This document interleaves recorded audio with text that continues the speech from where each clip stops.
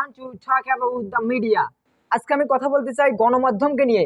কেননা গণমাধ্যম একটি বিতর্কিত হয়ে দাঁড়িয়েছে বর্তমান বাংলাদেশ সহ সারা বিশ্বের কাছে।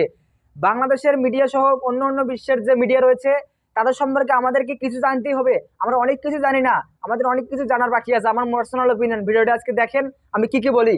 আজকে আমাদের এই মিডিয়াগুলো, যা মিডিয়া আছে তার বেশিরভাগ বলা যেতে পারে যে এগুলো কন্ট্রোল করা হয়, নিয়ন্ত্রণ করা হয়, হতে পারে বিভিন্ন সংস্থার দ্বারা, বিভিন্ন দেশ দ্বারা, বিভিন্ন সরকার দ্বারা। কিন্তু আমাদেরকে মনে রাখতে হবে যে এরা অনেক সময় ভালোকে খারাপ করে, খারাপকে ভালো করে, ব্ল্যাককে হোয়াইট করে, হোয়াইটকে ব্ল্যাক করে। আমাদেরকে সতর্ক থাকতে হবে, সব খবরেই সত্য নয়, সব খবরেই মিথ্যা নয়। সো আমাদেরকে এই জিনিসগুলো মাথায় রাখতে হবে যে আমাদের বিশেষ করে ইসলাম ধর্মকে কলঙ্কিত করার জন্য, ইসলাম ধর্মকে বিতর্কিত করার জন্য, ইসলামী দলগুলোকে বিতর্কিত করার জন্য এরা তাদের প্রচেষ্টা চালিয়ে যায়। কেননা এদেরকে নিয়ন্ত্রণ করে এমন সংস্থা যারা বিধর্মী, তারা অন্য দেশে থেকে এই চ্যানেলগুলোকে, এই মিডিয়াগুলোকে নিয়ন্ত্রণ করে। সো আমার personal opinion is here that আমরা তো স্বাধীনতা পেয়েছি, আমি স্বাধীনভাবে কথা বলতেছি, আপনারা অবশ্যই আমার ভিডিওগুলো দেখবেন। এখন থেকে আমি আগে যেভাবে কথা বলছি এখন আরও একটু সত্য প্রকাশে আরও দৃঢ়ভাবে কথা বলবো।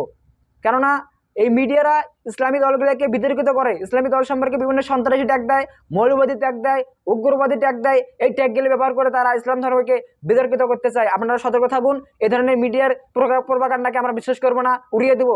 ইসলাম ধর্ম একটি শান্তিময় ধর্ম, ইসলাম ধর্ম সম্পর্কে কেউ কিছু বললে আমরা বিশ্বাস করবো না। সন্ত্রাসী থাকতে পারে, কিন্তু গণহারে এইভাবে সন্ত্রাসী ট্যাগ দেওয়া আমরা বিশ্বাস করি না, বিশ্বাস করবো না। আমাদেরকে সজাগ থাকতে হবে। আসসালামু আলাইকুম।